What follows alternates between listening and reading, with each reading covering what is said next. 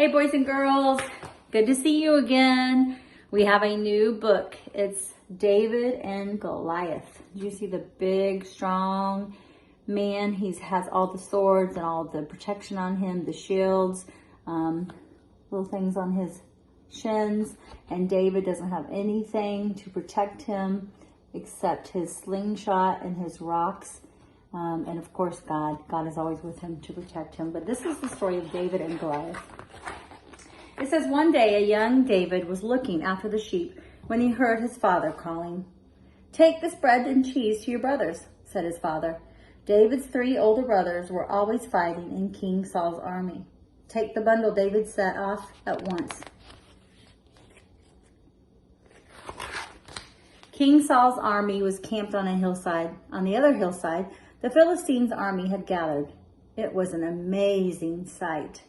Look at all the men fighting. David searched among the lines of Saul's soldiers. He soon found his 3 brothers. Just then, a giant soldier stepped forward from the Philistine army. He was so tall and he towered over everyone else. He roared, "I'm Goliath, tall and mighty. Who is brave enough to fight me?" Not one of the King Saul's soldiers replied. They were all afraid. Look how big he is. He towered over them. That means he's really, really tall. The soldiers talked among themselves, and the king will give a big prize to whoever hurts the mighty giant Goliath, they said. "What's going on?" young David asked his brothers. "It was nothing to do with you," they said. "You're just a boy. Go home and look after the sheep." That wasn't very kind, was it? But David did not go home. He went to see King Saul in his tent. "I will fight the giant," said David. "I have killed a lion and a bear that tried to attack my sheep," said David. "I was not afraid because God looked after me." And you can do anything with God with you. "But you're just a boy, and he's a mighty giant," said the king. So they thought he couldn't fight him because he was so little. King Saul gave David a helmet, armor, and a sword. David put them on.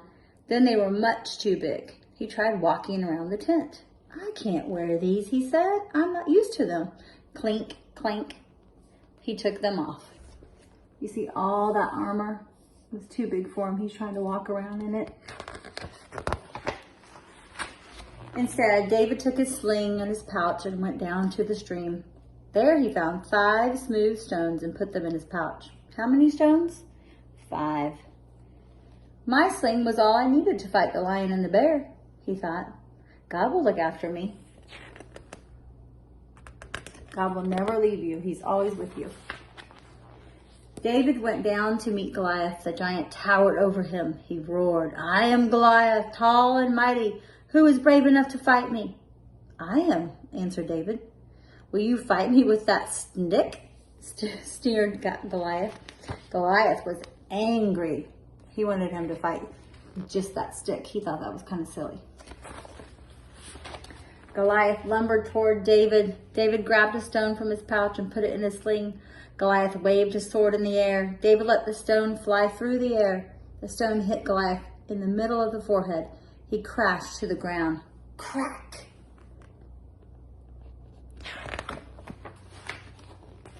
King Saul's army cheered. "The mighty Goliath is gone," they cried. The Philistines army ran away, chased King Saul's soldiers, and young David was a hero.